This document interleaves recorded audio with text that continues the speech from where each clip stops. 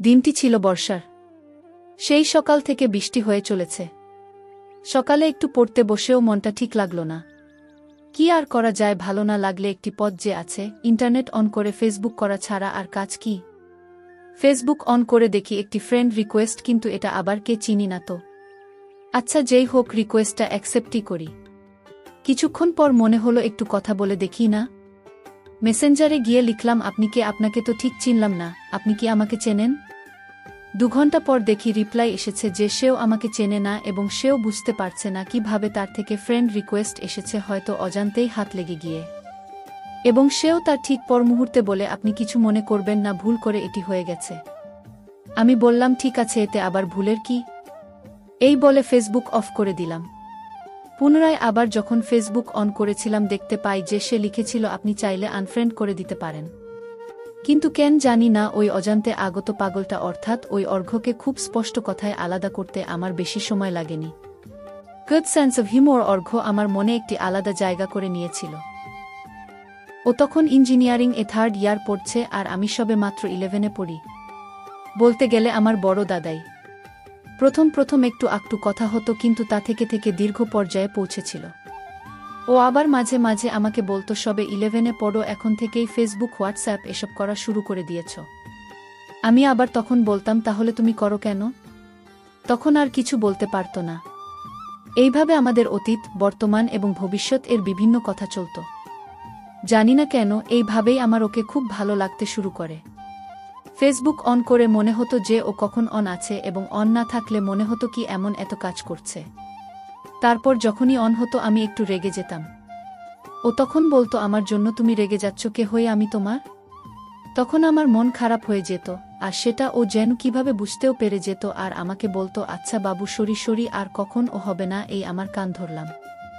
এইভাবে সুখ দুঃখের মাঝে রাস্তা করে নিয়ে আমাদের দিন অতিবাহিত হচ্ছিল। কিন্তু আমি কখনো ওকে বলতে পারিনি যে আমি ওকে সত্যি খুব আপন করে ফেলেছি, যেন নিজের থেকেও বেশি। কেন জানি না, ও যেন বড় দাদার মতো দাদাই হয়ে থাকত। এইভাবে দিন এগোচ্ছিল।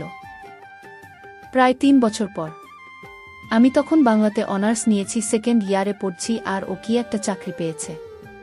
এবার যেন ওর কথাগুলো একটু গম্ভীর, বড্ড ব্যস্ত, যেন কিছু জিজ্ঞাসা করলে যেন ঠিক করে বলেও না, আর বুঝতে পারি বড্ড কাজের চাপ তাই। আর আমি তো সেই যেমন ছিলাম তেমনি, কি আর বলবো। মাঝে মাঝে রাগ হতো, মেসেজ সিন করেও রিপ্লাই দিত না, মনে হতো কোনো মিটিংয়ে আছে হয়তো।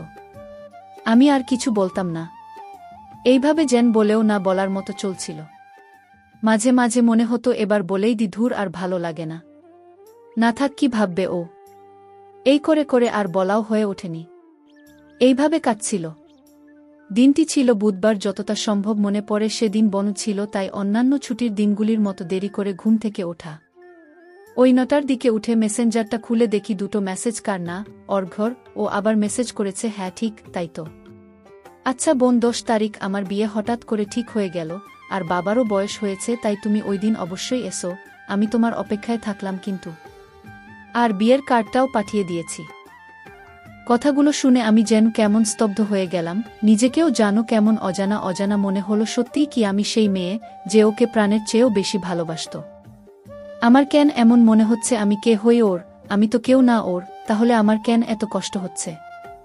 সত্যি আমি কেউ না, সত্যিই না। মনে নিজের উপর খুব রাগ হচ্ছিল, মনে হচ্ছিল সমস্ত মেসেজ ডিলিট করে দিই। মনে হচ্ছিল কেন এতদিন আমি এত সময় নষ্ট করলাম, পড়া আছে না, আমি তো ছেলেদেরও বাংলা পড়াই, তাদের পড়াতে হবে না। যেন নিজেই নিজের চোখের জলকে প্রবাহের পথ দেখিয়েছি, তাই হয়তো সে প্রবাহিত হচ্ছে।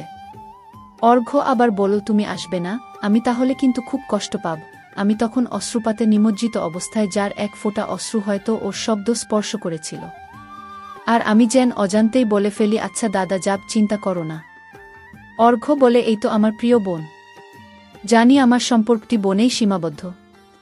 আর কেন জানি না, নিজে থেকেই বুঝতে পেরেছিলাম সবাই সবার জন্য হয় না, হয়তো তিনিই যা করেছেন ঠিকই করেছেন।